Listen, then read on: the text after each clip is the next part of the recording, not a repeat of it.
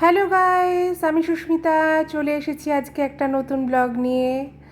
রবিবারের জমজমাট খাওয়া দাওয়া নিয়ে চলে এসেছি তোমাদের সামনে। তো জমজমাট কাদের কাছে জমজমাট লাগবে আমি জানি না, তবে আমাদের কাছে এটা জমজমাট। তার কারণ গরমের মধ্যে খাসির মাংস বা মাটন যাই বলো, সেটা তো খাওয়া হচ্ছে না। তো মুরগির মাংস দিয়েই জমজমাট করে ফেলেছি আজকে রবিবারের লাঞ্চ মেনু। রবিবারের লাঞ্চ মেনুতে ছিল ভাত।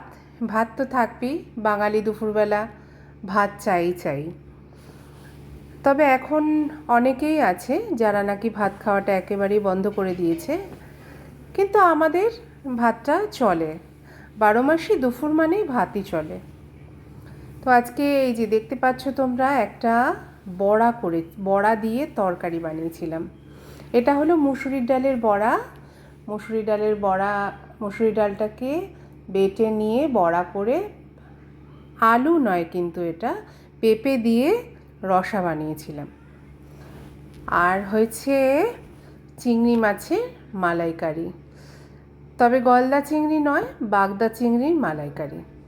গলদা চিংড়ির মালাইকারি তো ভালোই লাগে, কিন্তু সবসময় তো সম্ভব হয় না, সবসময় পাওয়াও যায় না।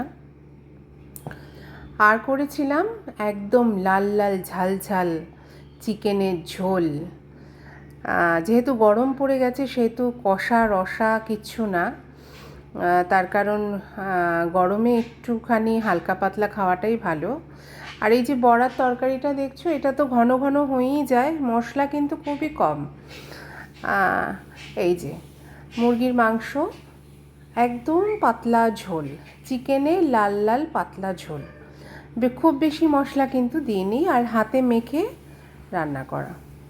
তো যাই হোক, ভিডিওটা ভালো লাগলে অবশ্যই শেয়ার করো, কমেন্ট করো, আর সাবস্ক্রাইব করতে ভুলো না কিন্তু।